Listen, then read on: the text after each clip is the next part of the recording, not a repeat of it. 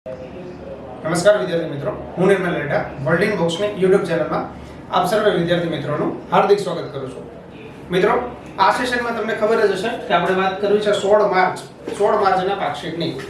સેશનની શરૂઆત કરીએ, પણ આ પહેલા લાસ્ટ સેશનમાં મેં પૂછેલા પ્રશ્નો મેં તમને કીધું હતું કે હું તમને પ્રશ્નો આપીને જઉં છું, તમે મને કમેન્ટ બોક્સની અંદર પ્રશ્નોના જવાબ આપો છો, અને મેં તમને એ કીધું હતું કે હું તમારી પર્સનલી આ બધી કમેન્ટ વાંચું છું. આમાંથી ઘણા બધા વિદ્યાર્થીઓ મને સારી અને સાચી કમેન્ટ કરી છે. આ પૈકી બધાના તો નામ પોસિબલ નથી, પણ આ વખતે મેં થોડા ઘણા નામ લિસ્ટ કર્યા છે. એ બધા નામોને હું તમારી સામે રાખું છું કે જેને મને સાચી કમેન્ટ આપી હતી. જવાબ સ્વરૂપે મને સાચું મળ્યું છે સંગીતાબેન પ્રજાપતિ, જેમણે બહુ સરસ આન્સર મને લખીને આપ્યો છે. એચબી ગમરાભાઈ, તેમણે પણ મને સરસ મજાનો આન્સર આપી દીધો છે. ત્યારથી આગળ હરેશભાઈ ખાંટ, બહુ સરસ એમનો જવાબ છે. જુઓ, ઘણી બધી ડિટેલ એમાંથી વાંચવા મળશે. કદાચ તમે ક્વેશ્ચનનો આન્સર જાણતા હોય ને તો ક્વેશ્ચનના આન્સર કરતાં વધારાની વિગત એમણે મૂકેલી છે, એ તમને અહીંયાથી જાણવા મળશે.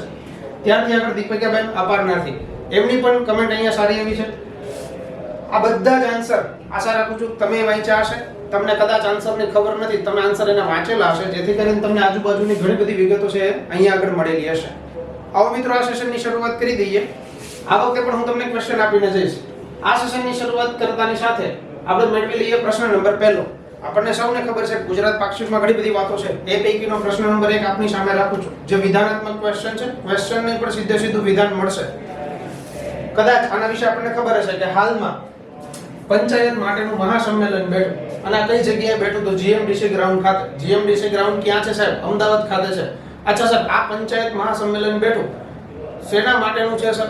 આપણા માટે શું કામ ઇમ્પોર્ટન્ટ છે? તો યાદ રાખજો કે આ પંચાયત મહાસંમેલન અમદાવાદ ખાતે બેઠું, એમાં ભારતના વડાપ્રધાન શ્રી નરેન્દ્ર મોદી સાહેબની ઉપસ્થિતિ હતી, એટલે આપણા માટે ઇમ્પોર્ટન્ટ બને.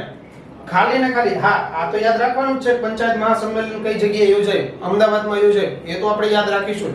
પણ આ સંમેલનમાં ઘણી બધી વાતો થઈ. સમજો, બધી વાતો આપણા માટે ઇમ્પોર્ટન્ટ નહોતી. એમાંથી જે વાતો આપણા માટે ઇમ્પોર્ટન્ટ છે એ બધી વાતો આપણી સામે લઈને આવ્યો છું. જેમ કે એ પૈકી જ મોદી સાહેબે વાત કરી હતી સમરસ ગ્રામ પંચાયતની. હવે સમરસ ગ્રામ પંચાયત આ આપણા માટે ટોપિક અત્યારે શું કામનો છે? આમ તો બધી પરીક્ષાઓ માટે કામનું છે, પણ સ્પેશિયલ અત્યારે તલાટી અને જુનિયર ક્લર્ક જેની પરીક્ષાઓ આવી રહી છે એના માટે આપણા માટે પંચાયતી રાજ વિષય ઇમ્પોર્ટન્ટ છે. એ પૈકીનો એક ટોપિક છે સમરસ ગ્રામ પંચાયત. આ શબ્દ વાંચતાની સાથે મને ખબર છે કે તમારા મનમાં થોડી ઘણી એવી લાગણી આવી, સાહેબ સમરસ ગ્રામ પંચાયત, અથવા તો ક્વેશ્ચન આવ્યો સાહેબ આ શું છે? તો યાદ રાખજો, જ્યાં ક્યાંય પણ સરપંચની ચૂંટણી આપણને ખબર છે કે દર 5 વર્ષે યોજાતી હોય ગ્રામ્ય લેવલે, તો આ દર 5 વર્ષે યોજાતી ચૂંટણી જો આવનારી ચૂંટણી ના યોજાય અને બિનહરીફ ચૂંટાય તો એને આપણે સમરસ ગ્રામ પંચાયત તરીકે ઓળખીશું, કે જ્યાં આગળ એમની ચૂંટણી બિનહરીફ થતી હોય. ચલો સર, આ બિનહરીફ ચૂંટણી થાય એ તો ખબર પડી ગઈ, પણ આ સમરસ ગ્રામ પંચાયતની શરૂઆત કયા વર્ષથી થઈ હતી? તો યાદ રાખીશું ઓક્ટોબર 2001 નું વર્ષ એવું છે જ્યારથી સમરસ ગ્રામ પંચાયત યોજના આવી છે. અને આ યોજના અંતર્ગત આપણને સૌને પંચાયતી રાજ વાંચેલું છે યા તો ભણેલું છે તો તમને ખબર જ હશે કે કોઈ પણ ગામ જો સમરસ ગ્રામ પંચાયત બને છે તો એમને પ્રથમ વર્ષે ઘણી બધી ફાળવણી મળતી હોય, ઘણી બધી રકમ મળતી હોય વિકાસના કામો માટે. ધોરણ 1 થી 8 ધોરણ સુધીના કંઈક શૈક્ષણિક કાર્યો પણ એની અંદર શરૂ થતા હોય. આવી બધી ઘણી બધી યોજનાઓ છે, તમે ત્યાં વાંચી શકશો. પણ આ સમરસ ગ્રામ પંચાયત જે યોજના જે છે એ લાગુ ક્યારથી થઈ? તો 2001 ના વર્ષથી થઈ છે. એ આપણે હંમેશા યાદ રાખવું રહ્યું. ત્યારથી આગળ સર હજી કેટલી બાબતો છે જે અમને આવડવી જોઈએ? તો ક્વેશ્ચન નંબર 3 છે. જો ગામ છે એ ભારતની આત્મા અને આધાર છે.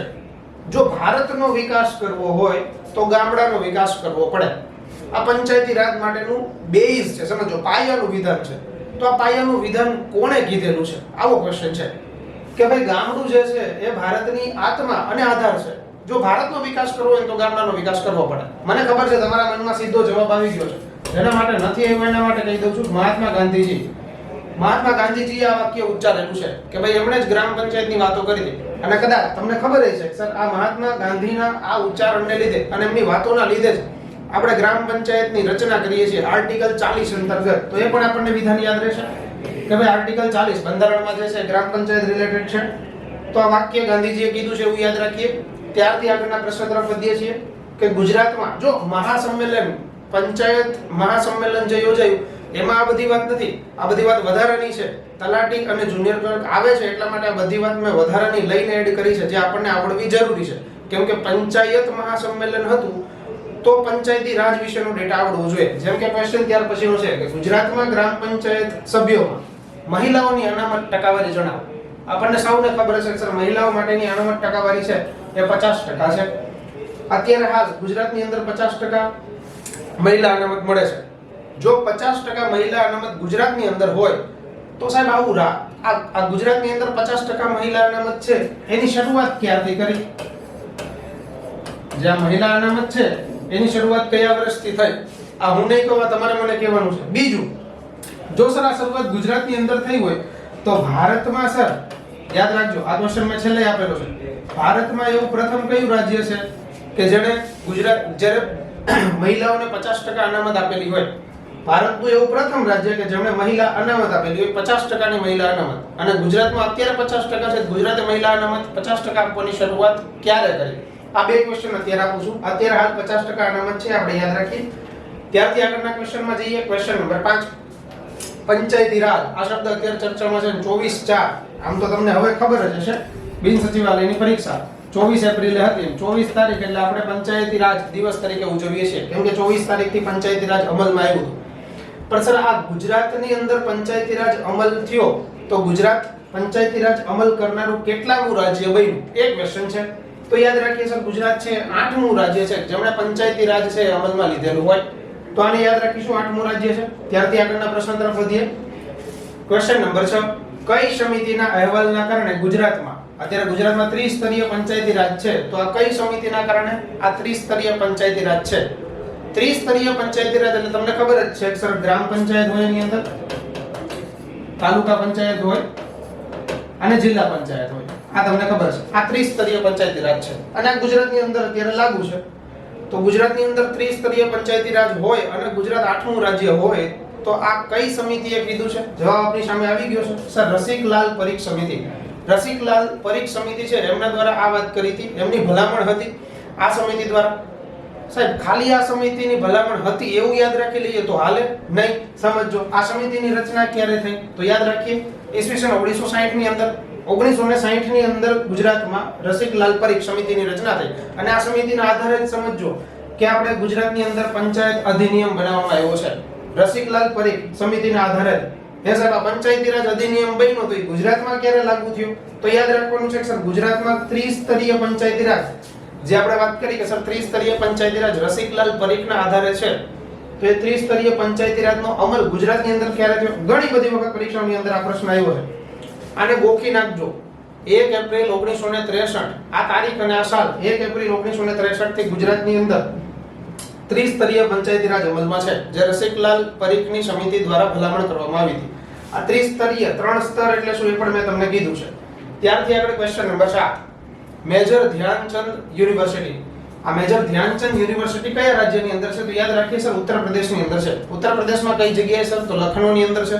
આ મેજર ધ્યાનચંદ વિશ્વવિદ્યાલય જે યુનિવર્સિટી છે સ્પોર્ટ્સ માટેની યુનિવર્સિટી છે. ઉત્તર પ્રદેશ આવ્યું છે તો હમણાં ઉત્તર પ્રદેશ ચર્ચામાં હતું એટલે આપણને યાદ રહેવું જોઈએ. હમણાં જ ચૂંટણી થઈ તો યાદ રાખી લઈએ સર ઉત્તર પ્રદેશના મુખ્યમંત્રી. કહેવાની જરૂર જ નથી, બધાને ખબર છે સર યોગી આદિત્યનાથ બીજી ટર્મ માટે હમણાં ચૂંટાઈને આવ્યા છે તો આપણને ખબર છે. સર ત્યાંના મુખ્યમંત્રી યોગી આદિત્યનાથ છે તો એના ગવર્નર અહીંયાથી આપણે મોકલેલા છે, આપણને ખબર હશે ગુજરાતી છે આનંદીબેન પટેલ. એ આપણને ખબર હોવી જોઈએ કે સર ઉત્તર પ્રદેશની અંદર ગવર્નર પદે આનંદીબેન પટેલ છે. તો આ મેજર ધ્યાનચંદ યુનિવર્સિટી એની આપણે વાત કરી. ત્યારથી આગળ સમજો માર્ચ મહિનો ગયો છે. આ 16મી માર્ચનું પાક્ષિક છે. માર્ચ મહિનો ગયો છે તો આપણને સૌને ખબર છે કે સર 12મી માર્ચ, આ 12મી માર્ચ એટલે આપણને ખબર છે કે સર 12મી માર્ચના રોજ દાંડી કૂચ એટલે કે દાંડી યાત્રાની શરૂઆત થઈ હતી. જો 12 માર્ચના રોજ દાંડી યાત્રાની શરૂઆત થઈ હોય તો આપણે એવું યાદ રાખીએ કે સર 12 માર્ચમાં દાંડી યાત્રા થઈ છે તો આ વર્ષે 2022ના રોજ સાબરમતી આશ્રમથી અમિત શાહ દ્વારા 12 માર્ચના રોજ એક સાયકલ રેલી નું આયોજન કરાયું. આ સાયકલ યાત્રાનું આયોજન થયું 12મી માર્ચના રોજ. એ તો ઠીક છે, ચલો અમિત શાહે આનું આયોજન કર્યું, આ યાત્રાનું આયોજન કર્યું. પણ સર 12મી માર્ચ તમે જે બોલ્યા એ 12મી માર્ચ અમારા માટે ઇમ્પોર્ટન્ટ છે કારણ કે અમને ખબર છે કે 12મી માર્ચ 1930 કે જ્યારે દાંડી યાત્રા થઈ હતી, દાંડી કૂચ થઈ હતી.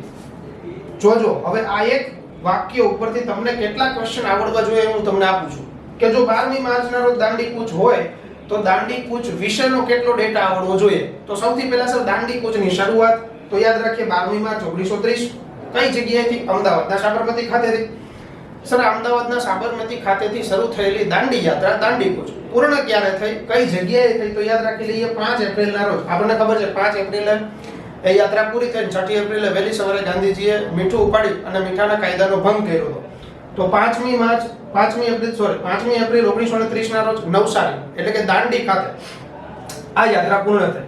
વૈસે આ શરૂઆત થઈને પૂર્ણ થઈ બે ડેટા તો આવ્યો. હજી આના સિવાયનો ડેટા આપણે લેવાનો છે. સમજો કયો ડેટા આવડવો જોઈએ? તો સર જ્યારે આ 12મી માર્ચ એટલે કે દાંડી કૂચ યાત્રા થઈ તો આનું કુલ અંતર કેટલું હતું? જે પરીક્ષામાં ઘણી બધી વખત આવે છે અને મને ખબર છે કે તમને આમાં ઘણી બધી કન્ફ્યુઝન છે. અત્યારે યાદ રાખી લેજો કે આ જે અંતર હતું ટોટલ 385 કિલોમીટરની અંદર માઇલની અંદર એ પૂછાઈ ગયું છે. તો એને પણ યાદ રાખી સર 241 માઇલ જેટલું અંતર આનું હતું. હે સાહેબ ખાલી અંતરથી ચાલશે નહીં. કુલ વ્યક્તિ જેમાં આપણને ઘણી બધી વખત કન્ફ્યુઝન થતી હોય તો એ યાદ રાખી લઈએ સર ટોટલ વ્યક્તિ 81 વ્યક્તિઓ હતા જે ગાંધીજી સહિતની સંખ્યાની ગણતરી ચાલે છે. ત્યારથી આગળ જો સર આ 12મી માર્ચ નવસારી દાંડી ખાતે પૂર્ણ થયું હોય તો આ દાંડી સમજો આ સ્થળ પસંદ કોણે કરેલું છે? આ યાદ રાખવાનું છે સુરતના છે કલ્યાણજી મહેતા. આ કલ્યાણજી મહેતા દ્વારા આ સ્થળની પસંદગી કરવામાં આવી હતી. આ સ્થળની પસંદગી એમણે કરી ત્યાર પછી એવું નક્કી કરવામાં આવ્યું ચલો દાંડી સુધી આ યાત્રા લંબાવવામાં આવશે. ત્યારથી આગળ આપણને સૌને ખબર જ છે સર જ્યારે આ યાત્રાનું પ્રયાણ થયું ત્યારે ખેર સાહેબે આ ભજન ગાયેલું હતું હરિનો માર્ગ છે સુરાનું નહીં કાયરનું કામ જો. આપણને ખબર છે કે ભાઈ ખેર સાહેબે આ ભજન ગાયેલું હતું. તો આ દાંડી કૂચ દાંડી યાત્રા માટેનો ડેટા છે જે આપણને હંમેશા યાદ રહેવો જોઈએ. આનાથી આગળ વધીએ તો ક્વેશ્ચન નંબર 9 વંદે માતરમ ગીત શેમાંથી લેવામાં આવ્યું છે? આપણને સૌને ખબર છે આનંદ મઠમાંથી આ ગીત લેવામાં આવ્યું છે. ત્યારથી આગળ આની રચના કોણે કરી છે? તો યાદ રાખીએ બંકિમચંદ્ર ચટ્ટોપાધ્યાય એમણે આની રચના કરેલી છે.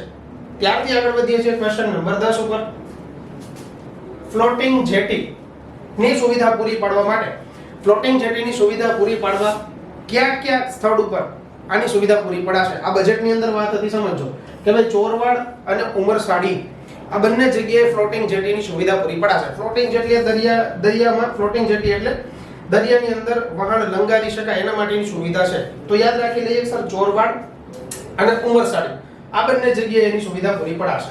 ત્યારથી આગળના ક્વેશ્ચન તરફ વધીએ. ક્વેશ્ચન નંબર 11 હાલમાં કયા જિલ્લામાં નવી આયુર્વેદ કોલેજ ખોલવાની યોજના ચર્ચામાં આવી છે? નવી આયુર્વેદ કોલેજ ખોલવાની ચર્ચા છે. સમજો આયુર્વેદ યુનિવર્સિટી નથી આયુર્વેદ કોલેજ છે. તો યાદ રાખી લેજો આ જિલ્લો સુરેન્દ્રનગર છે. સુરેન્દ્રનગર જિલ્લામાં હવે નવી આયુર્વેદ કોલેજ શરૂ થશે. આની યોજના અત્યારે અમલમાં આવી ગઈ છે. હે સર આયુર્વેદ કોલેજ સુરેન્દ્રનગરમાં ખુલશે એ તો વાંધો નહીં પણ અમે તો આયુર્વેદ યુનિવર્સિટી વિશે સાંભળ્યું છે. હા તમે સાચા છો. સીધો પ્રશ્ન થાય કે જો સર આયુર્વેદ યુનિવર્સિટી હોય તો ગુજરાતની પ્રથમ આયુર્વેદ યુનિવર્સિટી કઈ જગ્યાએ સ્થાપવામાં આવી હતી? તો આપણે યાદ રાખીએ ગુજરાતની પ્રથમ આયુર્વેદ યુનિવર્સિટી સર જામનગર ખાતે હતી. આ જામનગર ખાતે ઈસવીસન 1967 માં ગુજરાતની પ્રથમ આયુર્વેદ યુનિવર્સિટીની સ્થાપના થઈ હતી. અત્યારે હાલ આયુર્વેદ કોલેજની વાત ચાલે છે તો ગુજરાતની પ્રથમ આયુર્વેદ યુનિવર્સિટી આપણને આવડવી જોઈએ. ત્યારથી આગળના પ્રશ્ન તરફ વધીએ છીએ. ક્વેશ્ચન નંબર 12 ગુજરાત સરકાર દ્વારા કયા વર્ષથી જેન્ડર બજેટ લાગુ પડાયું છે? પાક્ષિકમાં ઘણા બધા બજેટના ક્વેશ્ચન હતા એટલા બધા જ પ્રશ્નો આપણને અહીંયા બજેટ રિલેટેડ મળશે. બજેટ રિલેટેડ પ્રશ્નો મળે એમાં કઈ વાંધો નથી પણ સર ગુજરાતે ક્યારથી જેન્ડર બજેટ લાગુ પાડ્યું? મહિલાઓ માટે અલગ બજેટની જોગવાઈ ક્યારથી શરૂ કરી? તો આપણે યાદ રાખી લઈએ સર વર્ષ 2014-15 થી ગુજરાતમાં જેન્ડર બજેટ લાગુ થયું છે. ત્યારથી આગળનો પ્રશ્ન લઈએ. આર્ય સમાજની સ્થાપના કોના દ્વારા કરાઈ? હા મને ખબર છે કે આ પ્રશ્ન હમણાં જ બિન સચિવાલય ક્લર્કની અંદર આવ્યો કે ભાઈ ક્વેશ્ચન આનો જવાબ હું તમને આપી દઉં. ભાઈ દયાનંદ સરસ્વતી એમના દ્વારા આર્ય સમાજની સ્થાપના થઈ હતી. એ આપણને સૌને ખબર છે ઈસવીસન 1875 ની અંદર. પણ સર આ દયાનંદ સરસ્વતીએ આર્ય સમાજની સ્થાપના કરી તો બિન સચિવાલયની અંદર પ્રશ્ન આવ્યો કે દયાનંદ સરસ્વતી સાહેબનું જન્મ સ્થળ કઈ જગ્યાએ છે? આપણને સૌને ખબર છે સર વઢવાણ ખાતે છે.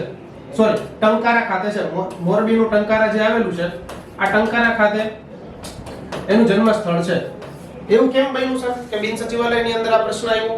કારણ કે સમજો 12 ફેબ્રુઆરી 1824 એટલે કે હમણાં ફેબ્રુઆરીનો મહિનો ગયો 12મી ફેબ્રુઆરીના રોજ અને 1824 ના વર્ષના રોજ એમની જન્મ જયંતિ હતી. એમનો જન્મ ત્યારે થયો હતો એટલે હમણાં જ ફેબ્રુઆરીમાં 12મી તારીખે એમની જન્મ જયંતિ ઉજવાઈ એટલે એમની ચર્ચા થતી હતી. એટલા માટે એ પ્રશ્ન આપણે કદાચ ત્યાં પરીક્ષાની અંદર જોવા મળે. તો આ પાક્ષિકની અંદર આપણને આ વાત મળે જેનો આપણે યાદ રાખીશું કે આર્ય સમાજની સ્થાપના દયાનંદ સરસ્વતીએ કરી છે. ત્યારથી આગળનો પ્રશ્ન, સગર્ભા અને ધાત્રી માતા તથા બાળકને પોષણક્ષમ આહાર મળી રહે તે માટે કઈ યોજના અમલમાં છે? બજેટની અંદર અત્યારે આ યોજનાની ચર્ચા ચાલી હતી એટલે યાદ રાખી લઈએ. સુપોષિત માતા સ્વસ્થ બાળ યોજના, આખું નામ યાદ રાખવું પડશે. આ યોજના અત્યારે શેના માટે છે? તો સગર્ભા અને ધાત્રી માતા તથા બાળકને પોષણક્ષમ આહાર મળી રહે એના માટેનું છે. તો સર આ યોજના હેઠળ જો અનાજ મળતું હોય અથવા તો સર પોષણક્ષમ આહાર મળતો હોય તો કેટલું મળશે? આપણે હમણાં ઘણીવાર વાંચ્યું હશે, છતાં એને લઈ લઈએ તો કે સર 1000 દિવસ સુધી, ટોટલ 1000 દિવસ સુધી આખા કુટુંબને દર મહિને 1 કિલો તુવેર દાળ, 2 કિલો ચણા અને 1 લીટર ખાદ્ય તેલ, આ 3 વસ્તુ આ યોજના અંતર્ગત પૂરું પડાશે. તો આને પણ આપણે યાદ રાખી લઈશું. કેટલી વસ્તુ પૂરી પડે છે એ કદાચ આપણે સ્કીપ કરીએ તો યોજનાનું નામ આપણા માટે ઇમ્પોર્ટન્ટ છે, જે આપણે યાદ રાખીશું. ત્યારથી આપણે ક્વેશ્ચન નંબર 15, આદિજાતિ વિસ્તારના 10 તાલુકા એવા છે કે જ્યાં સગર્ભા માતાઓને પૂરક પોષણ આપતી યોજના અમલમાં છે.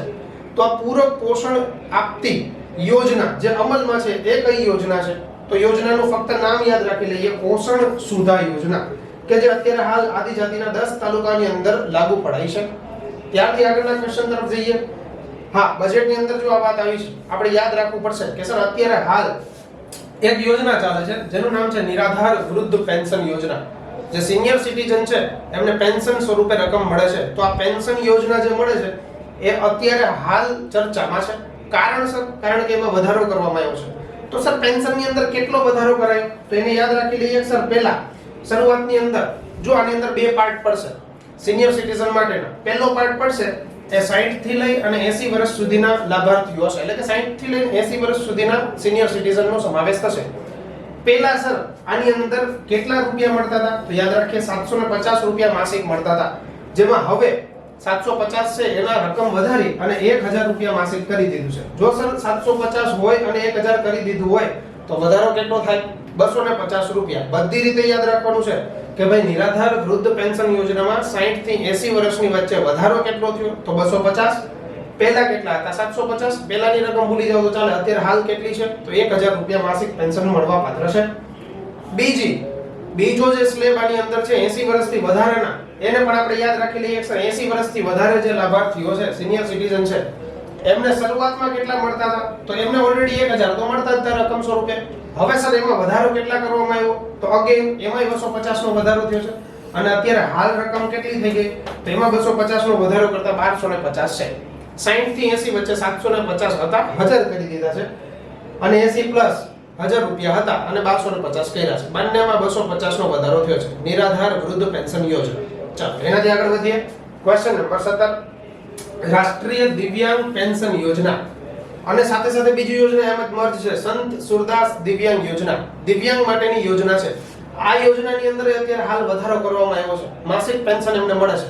તો આ યોજનામાં વધારો કેટલો થયો? તો યાદ રાખીએ 600 પહેલા મળતા હતા, 400 રૂપિયાનો વધારો કરવામાં આવ્યો. એના અંતર્ગત અત્યારે હાલ 1000 રૂપિયા માસિક પેન્શન થઈ ગયું છે. 400 રૂપિયાનો વધારો એમાં કરવામાં આવ્યો છે માસિક પેન્શન સ્વરૂપે. ત્યારથી આગળ ઘણી બધી વખત આપણે વાંચ્યું છે સર ગણવેશ સહાય પ્રાપ્ત થાય છે. તો યાદ રાખી લઈએ ગણવેશ સહાયની અંદર બધી ગણવેશ સહાય મળે છે. એમાં 600 રૂપિયા યુનિફોર્મ પેટે મળતા હતા, 300 નો વધારો થઈ ગયો છે. હવે જો ગણવેશ સહાય પૂછાય તો હવે આપણે 900 રૂપિયા યાદ રાખવાના છે. ક્લિયર? યુનિફોર્મ માટેના. ત્યારથી આગળનું ડોક્ટર સવિતાબાઈ આંબેડકર આંતરજ્ઞાતીય લગ્ન સહાય. આજે આંતરજ્ઞાતીય લગ્ન સહાય મળતી હતી એમાં ધરખમ વધારો કરવામાં આવ્યો છે. યાદ રાખજો કે શરૂઆતમાં આંતરજ્ઞાતીય લગ્ન થાય તો એમને 1 લાખ રૂપિયાની રકમ મળતી હતી. આ 1 લાખ રકમમાં બીજા વધારાના 1.5 એટલે કે 1.5 લાખ રૂપિયાનો વધારો કરવામાં આવ્યો છે. સાહેબ 1 લાખ મળતા હતા, 1.5 લાખનો વધારો હવે થઈ ગયા કેટલા? તો 2.5 લાખ. આ ઇમ્પોર્ટન્ટ પ્રશ્ન છે. પ્રશ્ન અહીંયાથી આવી રીતે આવી શકે કે ભાઈ ડોક્ટર સવિતા આંબેડકર આંતરજ્ઞાતીય લગ્ન સહાય હાલમાં કેટલી મળવા પાત્ર છે? 2.5 લાખ, 2.5 લાખ રૂપિયા. આ યાદ રાખવું પડશે. 1.5 નો વધારો થઈ ગયો છે એટલે હવે નવી રકમને આપણે યાદ રાખી લઈશું. ત્યારથી આગળ અનુસૂચિત જાતિ અને વિકસતી જાતિના એન્જિનિયરિંગના વિદ્યાર્થીઓ માટેની સહાય છે. તો એન્જિનિયરિંગના વિદ્યાર્થીઓ માટે જો સાધન સહાય છે, સાધન ખરીદવા હોય તો એમાં અત્યારે વધારો થયો છે. અત્યારે હાલ એમને 5000 રૂપિયાની રકમ મળતી હતી, મળવા પાત્ર હતી. વધારો કરવામાં આવ્યો છે 3000 નો. 5000 મળતા હોય 3000 નો વધારો થઈ જાય કેટલા? 8000 રૂપિયા. આને યાદ રાખી લઈએ કે સર અનુસૂચિત જાતિ અને વિકસતી જાતિના જો એન્જિનિયરિંગના વિદ્યાર્થીઓ છે તો એમને સાધન સહાય પેટે હવે કેટલા મળવા પાત્ર થશે? 8000 રૂપિયા. આ રકમ યાદ રાખવી પડશે, પૂછાઈ શકશે. ત્યારથી આગળ અનુસૂચિત જાતિ એટલે કે એસસી તથા વિકસતી જાતિ માટે, આ લોકો માટે થઈને એક યોજના છે જેમને પીએચડી અથવા તો પીએચડી સિવાયના કોઈ ઉચ્ચ અભ્યાસ હોય તો એ ઉચ્ચ અભ્યાસ કરી શકે એને પ્રોત્સાહિત કરવા માટેની યોજના હતી. જે એ યોજના ચાલતી હતી પીએચડી અને ઉચ્ચ અભ્યાસ માટેની, એમાં શરૂઆતની અંદર સમજો 30,000 રૂપિયાની સહાય મળતી હતી. 30,000 રૂપિયાની સહાય અગાઉ મળતી હતી. અત્યારે હાલ વધારો 70,000 રૂપિયાનો કરવામાં આવ્યો છે. જો 30,000 ની સહાય હોય, વધારો 70,000 થઈ જાય કેટલા?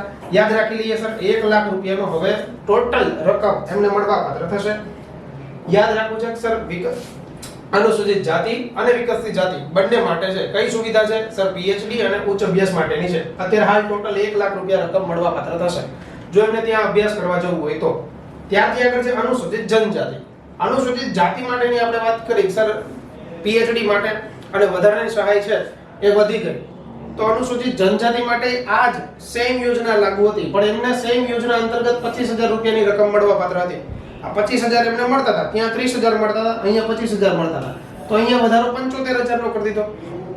બંનેને સરભર કરવા માટે સમજો કે ત્યાં આગળ 70,000 નો વધારો કર્યો, અહીંયા 75,000 નો કર્યો. એટલે ટોટલ હવે એમને પણ કેટલા મળશે? તો 1 લાખ રકમ મળવાપાત્ર થશે. તો આને પણ યાદ રાખી લઈએ. ત્યારથી આગળ જઈએ તો હાલમાં ગુજરાતમાં કેટલામું નાણાં પંચ કાર્યરત છે? તો આ પ્રશ્નને યાદ રાખી લઈએ સર, હાલમાં ગુજરાતની અંદર જે નાણાં પંચ કાર્યરત છે એ 15મું નાણાં પંચ છે. જો 15મું નાણાં પંચ અત્યારે હાલ કાર્યરત હોય તો આ 15મા નાણાં પંચના અધ્યક્ષ, આનો જવાબ મારે તમને નથી આપવો, આનો જવાબ તમારે મને આપવાનો છે.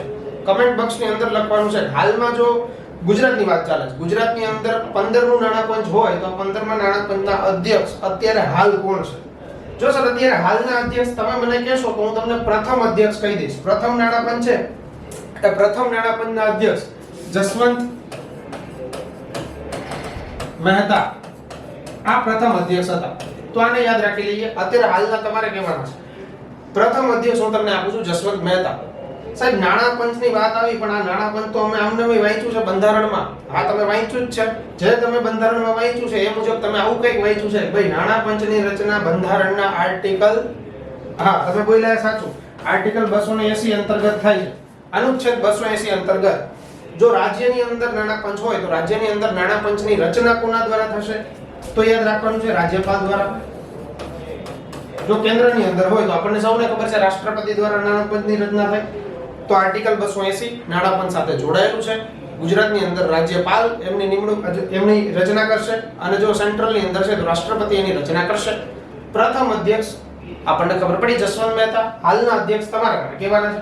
ત્યારથી આગળનો પ્રશ્ન છે મુખ્યમંત્રી ગ્રામ અસ્મિતા યોજના. આ યોજનાનું નામ આપણે યાદ રાખવું છે કે સર મુખ્યમંત્રી ગ્રામ અસ્મિતા યોજના છે. સાહેબ નામ તો યાદ રહી જશે, વાંધો નહીં, પણ યોજનામાં છે શું એ તો કયો. સમજો આ યોજના અંતર્ગત ગ્રામ પંચાયત છે એની માળખાગત સુવિધાઓ છે એને ઉચ્ચ સ્તરીય લાવવાની છે. સર માળખાગત સુવિધાઓ એટલે શું શું આની અંદર કરવાનું થાય?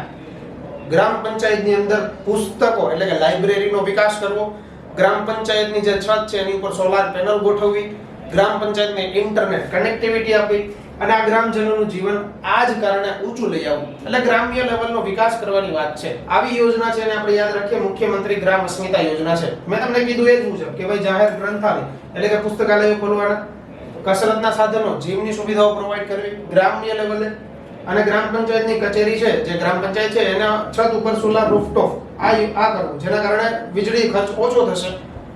ક્યાંક ને ક્યાંક આમાં ગ્રામ્ય સ્તર ઊંચું આવશે. એટલા માટેની યોજના છે આપણે યાદ રાખીશું કે મુખ્યમંત્રી ગ્રામ અસ્મિતા યોજના. ત્યારથી આગળનો પ્રશ્ન નંબર 24. કેન્દ્ર સરકારની પીએમ મિત્રા આ યોજના છે. આ પીએમ મિત્રાનું પૂરું નામ આપણે લાસ્ટ સેશનની અંદર જોયું હતું, બરાબર? આ પીએમ મિત્રા યોજના અંતર્ગત કયા જિલ્લા ખાતે અદ્યતન સુવિધા ધરાવતો ટેક્સટાઇલ પાર્ક, આ યાદ રાખવું છે કે સર ટેક્સટાઇલ પાર્કની રચના થશે. તો યાદ રાખી લઈએ સર નવસારી વાસી બોરસી ખાતેની રચના થશે. આને યાદ રાખી લઈશું ટેક્સટાઇલ પાર્ક નવસારી ખાતે. ત્યારથી આગળના ક્વેશ્ચનમાં જઈએ તો ગુજરાત રાજ્યનું પ્રથમ મહિલા સંત સંમેલન, આ પ્રથમ થયું છે યાદ રાખજો. પ્રથમ મહિલા સંત સંમેલન કઈ જગ્યાએ આયોજિત થયું? તો યાદ રાખી લઈએ સર કચ્છના ઘોરડો ખાતે આનું આયોજન થયું છે. તો આ ટોટલ 25 પ્રશ્નો છે જે આપણને આવડવા જરૂરી છે.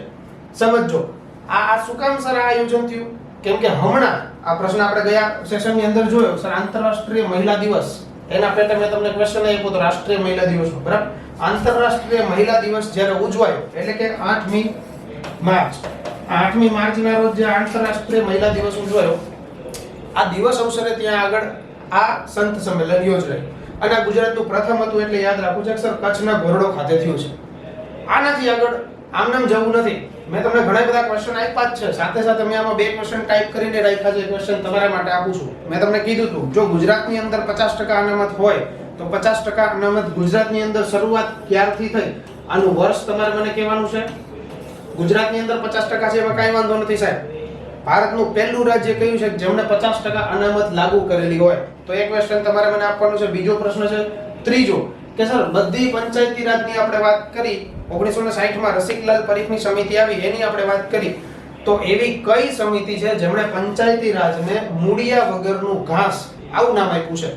તો આને યાદ રાખવાનું છે. આ ક્વેશ્ચન પર તમારે મને આપવાનું છે 3 પ્રશ્નો આ અને નાણાં પંચ. ટોટલ 4 પ્રશ્નો તમને આપીને જાઉં છું. 4 પ્રશ્નોની રાહ રહેશે. 4 પ્રશ્નોની કમેન્ટ તમારે મને કહેવાની છે. આ 4 પ્રશ્નોની કમેન્ટ હું પર્સનલી વાંચીશ અને નેક્સ્ટ સેશનની અંદર બને એટલા વધારે વિદ્યાર્થીઓને મારી સાથે સાંકળીશ કમેન્ટની અંદર. ચલો મિત્રો, અહીંયા સુધી રાખીએ છીએ. નેક્સ્ટ સેશનની અંદર મળીએ ત્યારે નવા પાક્ષિક અને નવા ક્વેશ્ચન સાથે. ત્યાં સુધી સૌને મારા એક સાથે જય હિન્દ.